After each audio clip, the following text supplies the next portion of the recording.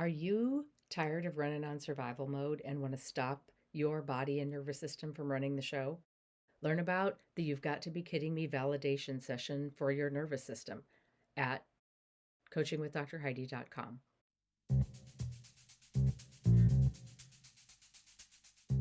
You're listening to Fake and Tired, where we stop pretending and start just being. I want to know, are you as exhausted as I was? I'm Dr. Heidi, also the host of It's Not Normal, It's Toxic, but I created this space especially for your second phase. You did it. You survived. But your body and mind are stuck running in this frantic, play it safe no matter what mode. That constant effort to fake it, hide your feelings, and hope for no conflict will eventually catch up to you. And when it does, it's no fake and fun. At least it wasn't for me. Here on Fake and Tired, we expose the residual internal changes that are left inside you by toxic relationships. Behaviors and reactions that you may not even realize are leftover effects can surface even years later. If you find your emotional reactions are either too much or too little, if you're feeling fake and trapped, or if you just can't understand why your healthy relationships are suffering, you belong here. I'm on the same path as you, just a few steps ahead, but together we can figure out that fake behavior and ditch those crazy reflex reactions and learn how to feel for real. Why? Because we're all sick of being fake and tired. Now, enough faking around. Let's roll this episode. Welcome back to Fake and Tired. If you've come over from It's Not Normal, It's Toxic, it's great to see you. If you're brand new here or brand new to meeting me, you're meeting me at the part of my journey that I didn't even know was part of my journey. It is also the part of my life where I think I have finally maybe figured out how peace actually works. This podcast is about the things that we deal with when after dealing with the toxic relationship itself. Today, we're looking at how I was trained by someone who was close to me to be the person that he needed for his life to feel better to him. I fell into that training out of fear to disappoint and out of the possibility that he would truly accept me. Okay. I was trying to keep my environment safe. I was trying to keep the peace. I was trying to be the good wife. I was trying to make him happy. And I was compromising a lot of myself in doing that. And I was a good student because I learned that not making his life feel better to him caused conflict. And in that training, the wires inside me were twisted, or my circuit board was shorted out, or something. And for a long time after that relationship, I continued to behave in a way that was exactly the same way I was trained to behave within that relationship. As time went on after that relationship, things became difficult. They became difficult for me personally, in my work, in my social life, in my relationships, even at home. But after some extensive self evaluation, and nobody wants to hear this, a lot of work, the switch finally flipped for me. We all have that before version of ourselves, the before the toxic relationship person. Then we have the toxic relationship person, the person you were when you were in the toxic relationship. And we have the after the toxic relationship person. I had all these versions, yet I realized I still did not really have an idea of my true authentic self. Who was Heidi? From the very beginning, I was trying to adapt to what people thought or what people said or what was acceptable or what I should be doing or how I compared to other people.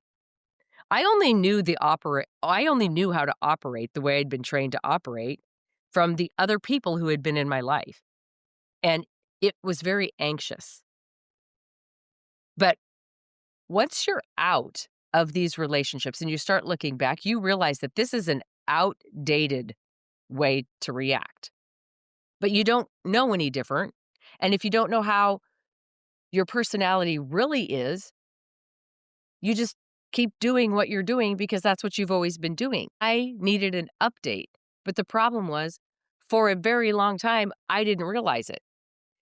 Then when I realized it, I felt like it was my fault and there was something so wrong with me that I should just get away from everybody because I was too hard to deal with. Today, I'm going to show you what I looked like as I played out each one of those versions of myself. When I look back and I write these podcast episodes, I can actually giggle a little bit. I only giggle because I now understand it. And when you understand it, it is so plain why you do the things you do. You can laugh a little bit at yourself because it makes sense. Others won't giggle, others won't understand, and that's why we have this podcast. This is a place that you have to know if you are in, if you're being trained to behave in a way that avoids conflict and keeps the peace and keeps somebody else happy, or if you're out of a toxic relationship and find that you really don't know how to function socially or you don't know who you really are. We get to do that here without feeling like you're the outcast. So, can we just take a moment to acknowledge how much energy it takes to constantly fake being fine or perfect to the outside world? We float along, we fake and get along, pretending everything is okay when inside we're screaming or we're crying or we're angry or we're hurt. But on the outside, we're fine. I got you. Don't worry about me. I don't need anything. This, I'm going to call it a performance. It's not on purpose. It's not like you're purposely being fake or you're purposely putting on an act. It's what you've learned to do. But this performance, it's a desperate need to maintain the I'm fine perception because we don't want to have anything wrong with us, to feel like we're not good enough, to feel like we're not smart enough, to feel like we don't fit the role that other people think we should fit. And it's exhausting. But not only is it exhausting for you, it is dangerously debilitating for you as well. For your friendships, for your work, for your chance at healthy relationships, for your physical health and well being.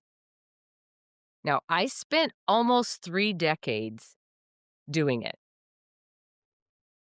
and I was fake and tired.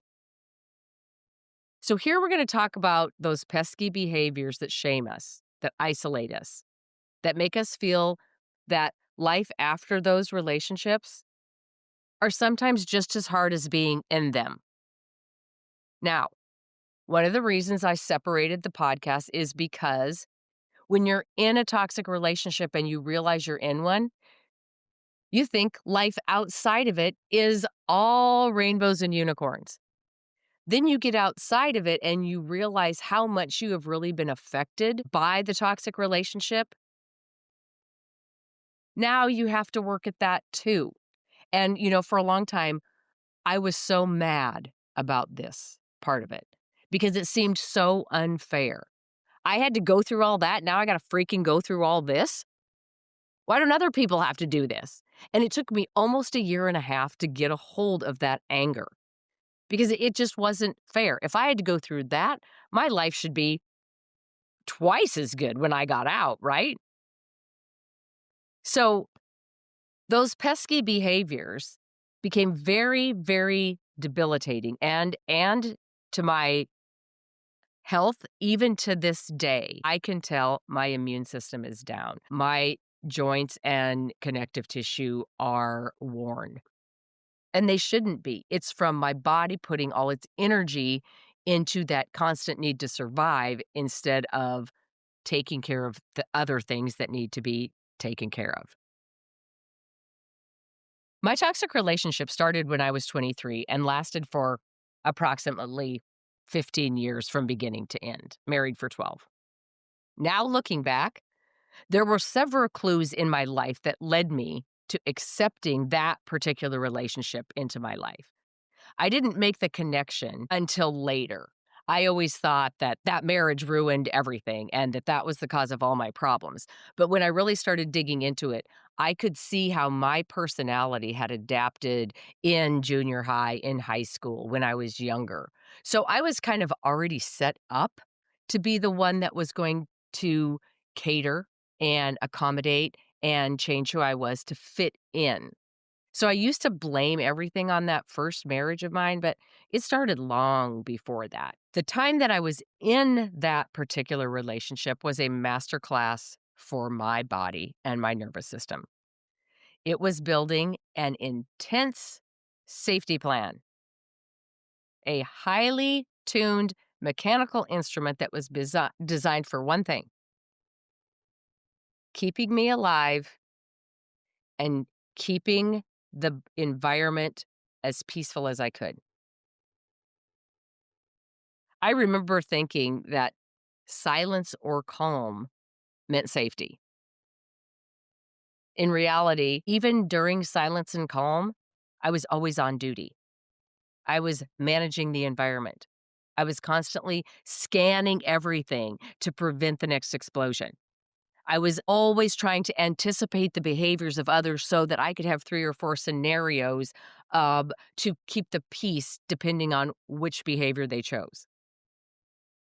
This forced me to run my life on a very specific track, a track that had been tested and tried in the past, and when it worked, it ended up being the safe track.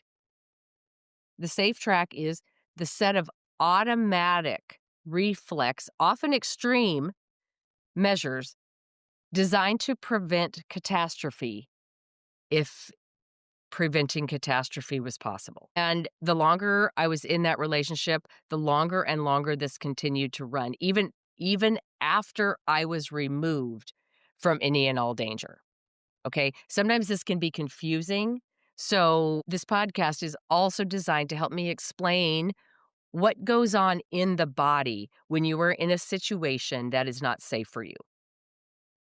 For instance, I spent one afternoon creating a fake appreciation for a truly terrible incident that had occurred that morning. It was a terrible argument. I don't remember what it was about, but it was humiliating. Everything was my fault. It was demanding. It was demeaning. It was hurtful. It was untrue. I'm sure I was bawling. I'm sure it was a 2 hour just, you know, verbal lashing. But somehow I had to find some good in it. I had to find some self accountability. I had to find some reason why I could take the blame for some of it. Some means to that he was right and I was the problem. Some way to smooth it over, some excuse for my words or my behavior, some way to apologize, some way that would allow him to be the victor so that that conflict would kind of subside and go away. And I had to do that all before he got home from work. The extreme measures I took that day to keep the peace was completely absurd and exhausting. The blame I took, the apologies I gave were not appropriate for the situation. I had done nothing wrong, yet I spent an entire day figuring out how I was going to accept responsibility for his bad behavior so that he could be the winner and there would be peace in my home that night. At 36 years old, I ran. That's a story in itself. We can talk about that later. But getting out of that relationship didn't mean the damage was contained. Some of that fallout was immediate and it was devastating. Running away from the toxic previous partner came with the ultimate cost of losing my girls for a time, giving up a business that I had worked very, very hard on building. I was in incredible debt from him using my credit. I didn't have employment, and as you would expect, I was emotionally deteriorated. It was very, very intense, and I honestly, when I left, had 0 idea how I was even going to live. But the worst part, which I was completely unaware of, was that after I was out of the dangerous environment, the faking didn't stop. I was free, but I was still using those same survival behaviors that my body had learned that my body had learned to work the very best to decrease conflict when I was there. I was always polite, I was always agreeable, I was always sacrificing, I always wanted to be perfect, I was busy all the time, I wanted to be productive, I was always trying to prove myself to people that I didn't even know because I was living in a completely different place. That mask is what I used to cover up all the flaws he told me I had, all the things that were wrong with me, all my failures, all the faults. I didn't wanna talk about my past, nor did I wanna show any of that bad stuff to the people in my new life. I had lost my true self in the performance of survival. Now, there are some of you that know who your true self was before. I'm not sure I did because when I tracked down my younger years, I was the changer, the accommodator to fit in. So I don't know that I knew who my true self was, but my wires were crossed. When it started, I don't know. At this point, it doesn't matter because I can track it as very, very understandably now that I know what I know. For years, my body would react as if I were back in a danger zone. I did not know any different. Things like overthinking everything, defending and explaining myself to everyone, difficulty making decisions, hard to insert myself into a new group. I was always assuming worst case scenario. You never just think, oh, well, maybe it's not going to be that bad. I always went to, it's going to be the worst it could be. And then I'd plan for that. There was no gray area. It was either everything was good or everything was bad, and if everything's gonna be bad, I gotta fix it. My mind didn't work on "There's a lot of options here. There's a way we can work this out." It just went from 0 to 100, and those were the 2 options. Either it was calm or my life was blown up. So it was very, very extreme way to live. For years, um, making decisions were very difficult. But after being out of it for 10 years and I was still doing this, it must have just been me. That's just who I am. I have these quirks. I don't know how I got them. It's just my personality. That's what I started thinking. But now I understand, and I want you to know none of this is a weakness. It was once a very strategically developed functioning alarm system that you needed when you were in a dangerous place. It just now has a faulty sensor.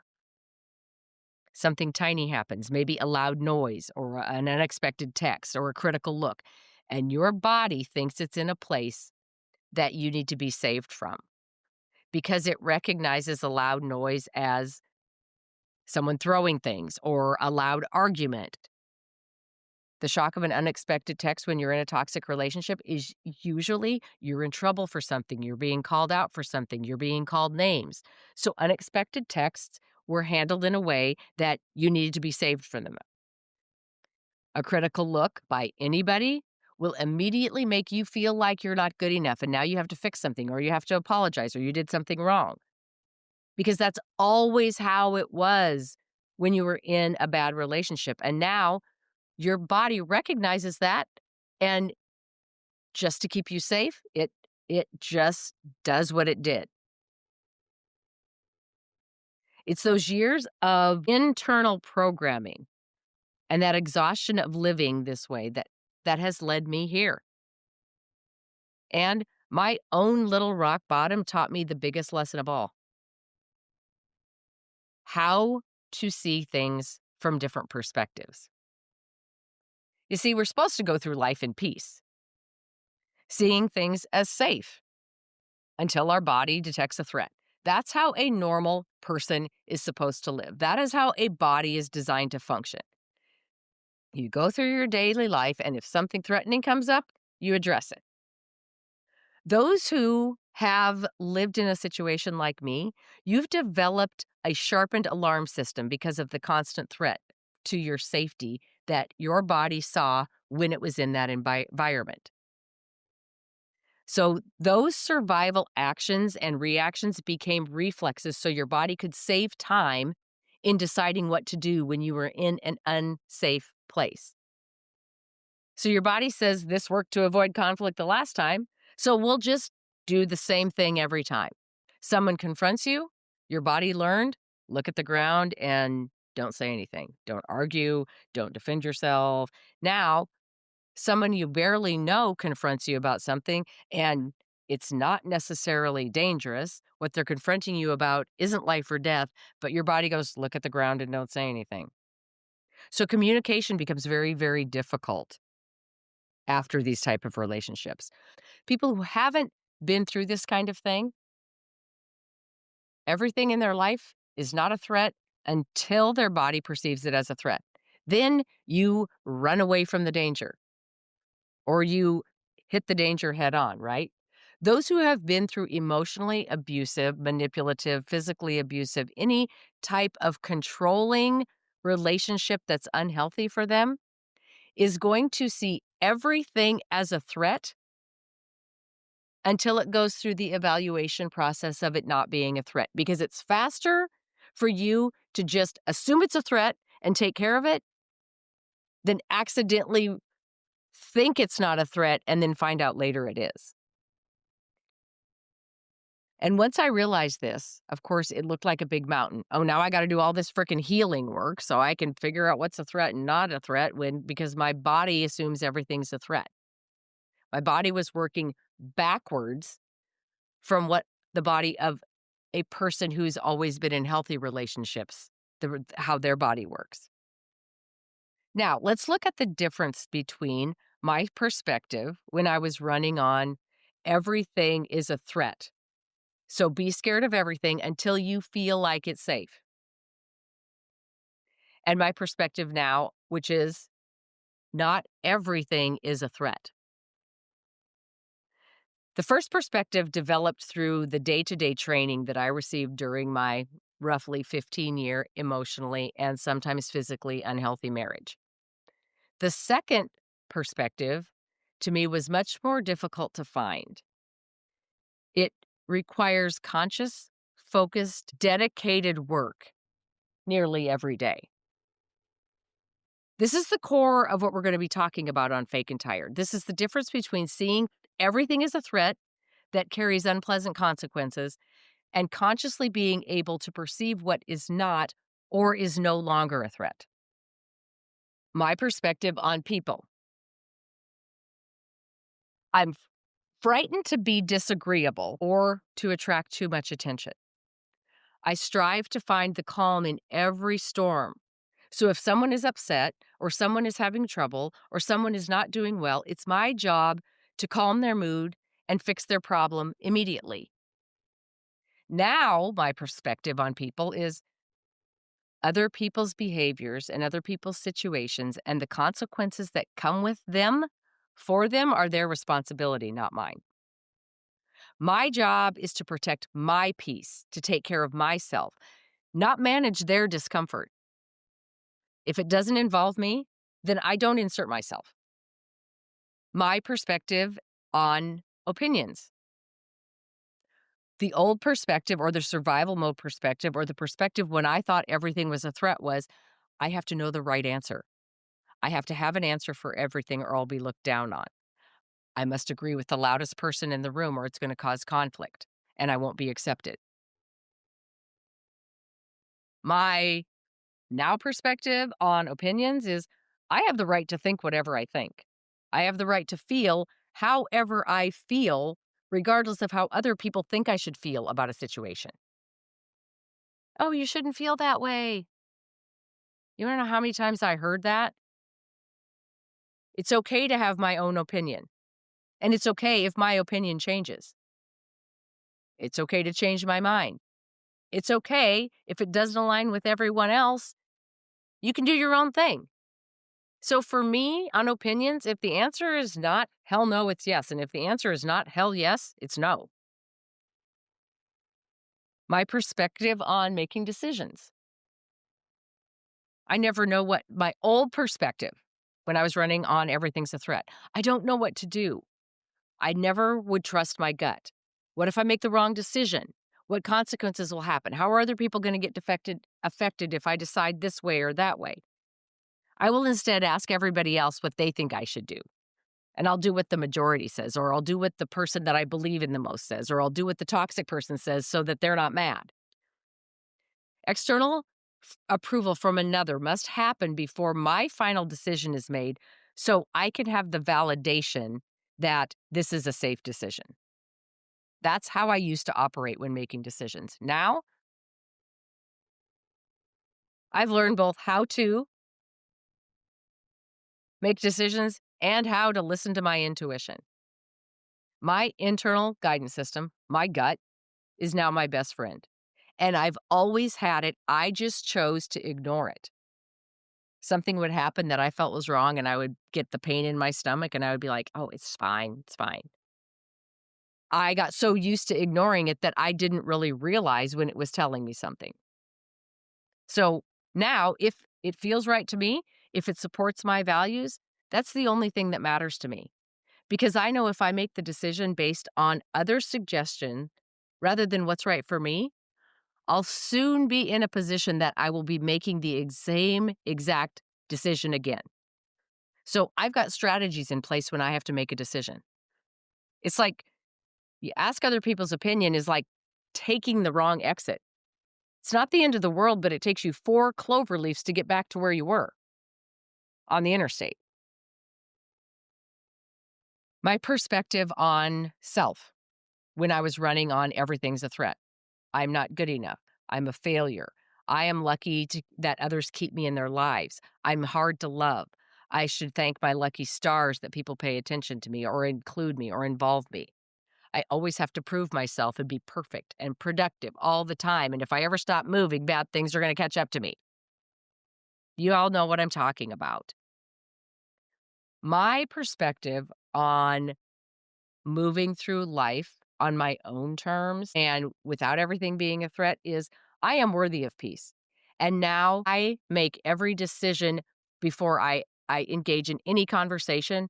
My go-to is it going to disrupt my peace or is it going to give me peace? I'm allowed to rest. I can be messy if I want to. There's nothing wrong with me. I'm not broken. I'm not mental. I don't need help. The things that happened to me were wrong.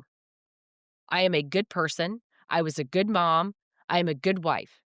I didn't deserve any of it. I don't have to be productive 100% of the time. In fact, I just learned that of late. I color a picture every night. Sometimes while coloring, I'm haunted by the ever looming to do list. But for the first time in my life, I honor this time. I look forward to the end of the day when I can crawl in my chair, get out my colored pencils, and color a picture. I spent 30 years of my life not even sitting down until it was time to go to bed.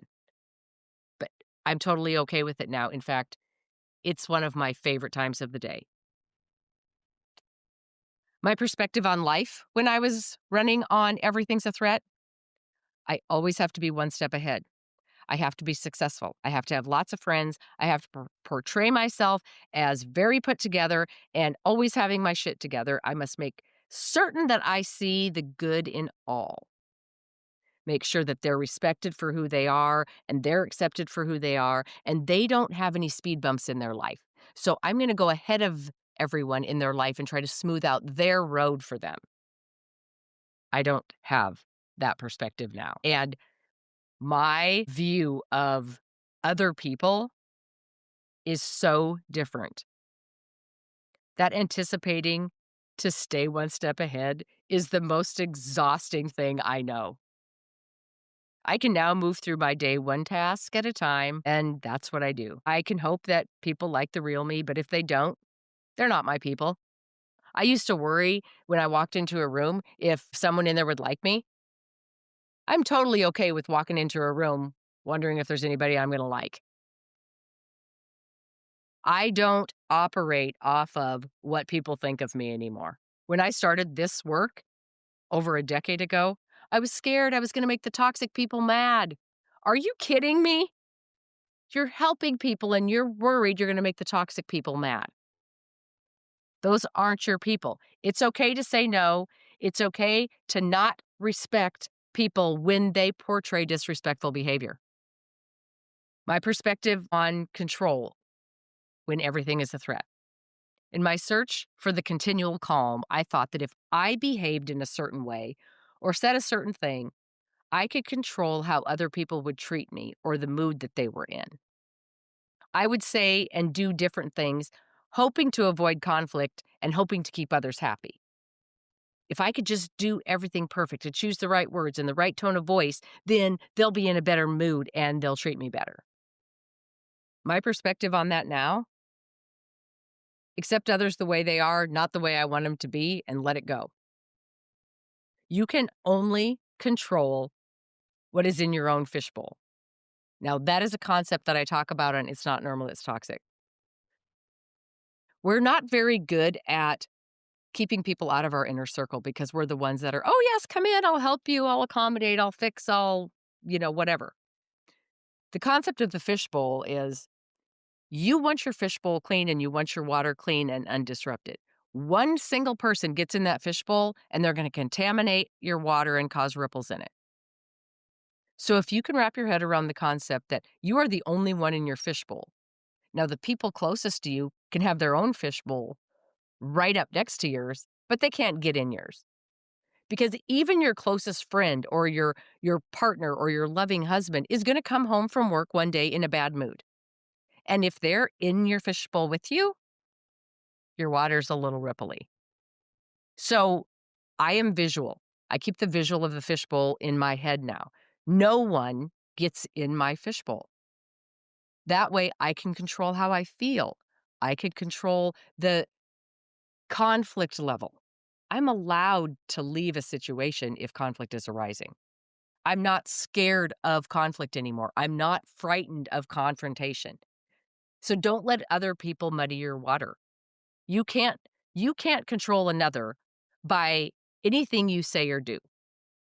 Focus on you and allow their problems to be theirs. They're grown-ass adults.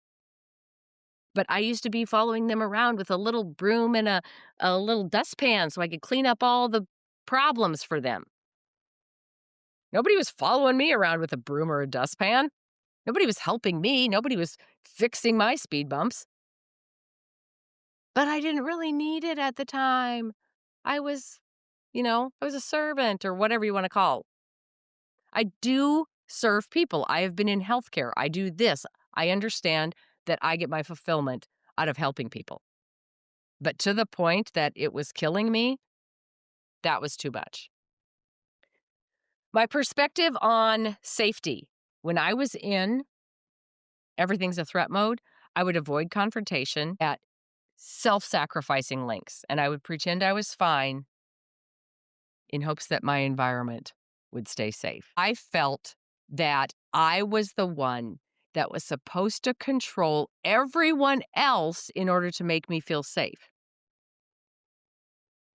My perspective now, I 100% know that I am going to be okay no matter what choices other people make, including those close to me. The firing squad that you are so certain is going to show up, it rarely does. So, while It's Not Normal, It's Toxic, my other podcast teaches you about the outside threat, the toxic person, Fake and Tired is all about the residual threat inside, that emotional wreckage that's been left behind. It's about the exhaustion of the performance we put ourselves through and learning to live authentically without all those masks. It's about finding the point where we enjoy what we're doing for work and realize money and things is nothing compared to peace. You always have your hobbies, and you realize that even if breathing doesn't always work to calm you down, you're still going to be okay. Now, today is an exciting day for me because as the lady who tries to avoid change is doing something different with this podcast. With that, I am thrilled to introduce you to the co-host of this show and my dear friend, Christine. She is authentic, funny, and like me, was one time a fellow faker. She has walked this walk and knows what it feels like to be fake and tired. Welcome, Christine. Hey everyone, I'm so excited to be here. Heidi, you talk about the uncontrollable emotions and behaviors, and I totally get it. Just like you, I'd been doing this fake and crap for years, and I remember after meeting you thinking, great, I'll be healed by next Tuesday. Turns out I just learned how to actually cover my almost empty fuel light on my dash instead of addressing the real problem and stopping to get the fuel. This podcast is going to be really messy, but that's what true healing is all about. It's really messy. But when I found you, it changed. It was still really messy, but at least I realized I had a say in how my mess was organized. So covering that low fuel light in the end didn't help when I actually ran out of gas. So I'm hoping we can make light of some of the struggles we face in healing and know that it is part of us because we can't run from it and we can't ignore it, but we can accept it and laugh at it together. We will focus on things like finding inner peace wherever you are at the moment, remembering that we need to be still and we start very small, realizing you need to get into new habits in order to show up for yourself. We're here to define that self-care and self-love and what they look like in a practical and non-fluffy term. Yes, and more importantly, we want to talk about those ugly reactions and behaviors that we find ourselves doing over and over again that are sometimes shameful and humiliating. We're going to hear from other people who are also experience the same things. We're going to share our own personal stories of embarrassing survival mode situations. And it's so comforting to know that there are others that actually do know what we're going through. So that's the mission. Christine and I are here to help you forgive yourself. Your body and nervous system was just doing its job to keep you safe and alive. We're here to help you accept the messy truth. Healing is not a straight line. And as Christine said, it's not going to happen by next Tuesday. I have found and I have accepted that some of these developed behaviors will be with me for the rest of my life. Healing is apparently another journey that may not have an exact destination. But each day you can recognize a little spark of your true self show up is a good day. So if we got to do it, we may as well do it together. You might feel stuck. You might feel alone. But Christine and I realized we didn't have to stay stuck forever, and we're certainly not alone. We actually find quite a few laughs when we discuss our behaviors with each other. Here, you're not going to have a diagnosis. There's nothing wrong with you or the way you see your world. Here, you have two people who are just as fake and messy as you are. We'll be faking here for you every other week to remind you that this is not your life sentence. It's your amazing life. Here on Fake and Tired, we deal with that feeling like you are permanently the crazy one. That self-doubt is like an ongoing hangover, and the only way to cure it is a full dose of observable, understandable facts. So if you're hanging on this, you need my other podcast. It's Not Normal, It's Toxic. It's like a truth serum. Listen to those episodes and pick apart that confusion, piece by piece. Now, speaking of facts, here's a couple you may not know. If you're tired of your body and mind reacting on autopilot, if you can't control the intensity of your reactions and you feel stuck in defense mode, that's your nervous system talking. The emotional danger from your past has caused real changes that are now affecting the new life you're trying to build. I designed the You've Got to Be Kidding Me validation session to address this.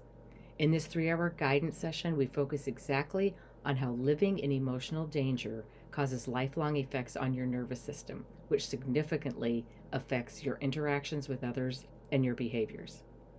Understanding this felt like freedom to me. Together, we find the techniques that work for you. Your nervous system had to protect you when you could not protect yourself. It's time to give it a little rest.